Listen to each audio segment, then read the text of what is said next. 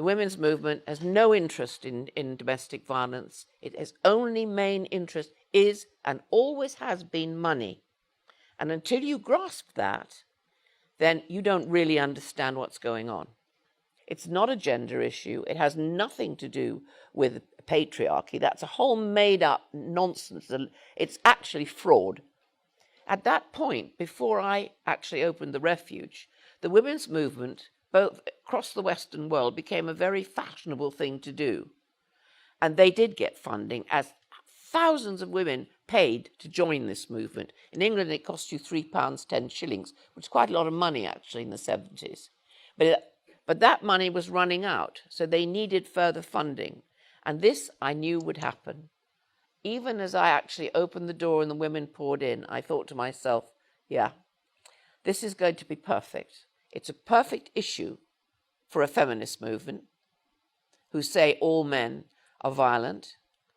And it's a perfect funding issue, because as long as you make sure that the women are told and everybody is brainwashed into thinking of women as victims, then you have an income and it will become jobs for the girls. And of course, the recruiting areas were in all universities across the Western world. That's where the women professors began the whole women's studies and excluding men, and it got bigger and bigger and bigger. And as women went into law, they began to change the law, as you know, completely illegal, much of what they've done. Because what they've done is to take a man's right to be innocent before he's proven guilty. That's been taken away. A man, no women, a man has to prove his innocence. And that is the most shocking thing, I think, that has happened in the last 40 years. All now a woman has to do is pick up the phone and he's finished. And I have been in here, when I was here last with Anne, we were talking about the fact that the shelter movement is actually bunkers that could brainwash women into this whole concept that they have to remain victims. And actually, they learn very quickly, if they dare to try and take responsibility for their behavior, they will be in big trouble with the sisterhood. So I had to make a decision. Was I going to join in with this massive battle against the feminists from the very beginning, or was I going to do what mattered to me and to my heart? And I chose, because I knew I wasn't going to win this battle. They were so highly organized that what I needed to do was to actually work directly with men and women and children. I want one day to make many of these women accountable.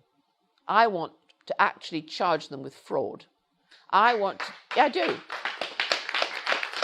Hillary Clinton would be the first on my list. She is behind a huge amount of what's going on. And she wants to bring the Violence Against Women's Act global. Can you imagine the amount of money they can make? Sorry, what was her name again? Hillary Clinton. And then we have a woman called Harriet Harman.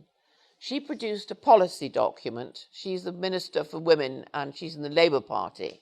And in the document, it states that men aren't necessarily harmonious to marriage. And that became the policy document that is now in force.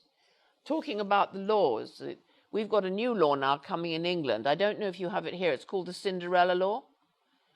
You see, what they do, the feminists behind all this, the radical feminists, they spread the definition of domestic violence so wide. This new one's called neglect. Who's going to decide what neglect is? Social workers are going to decide. And this time, they're saying that children can give evidence. Now, when did we last see that? It's coming. If we can't stop it, you'll get it. It'll go to America. And then children will give evidence against not their mothers, their fathers.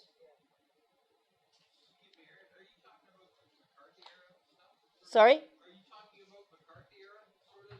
No, I'm actually talking about the communist regime, which is where children did give. Yes, you're right. Yes, you're right. Yes. But actually, at the end of the day, this is a group.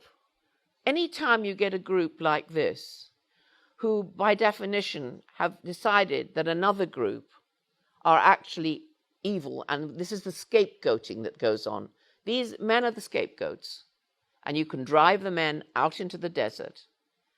And what we have to look now very, very coldly is this has nothing to do, the radical feminist movement has nothing to do with the pain and suffering of people or children. They're not interested. It is an empire, and it is an evil empire.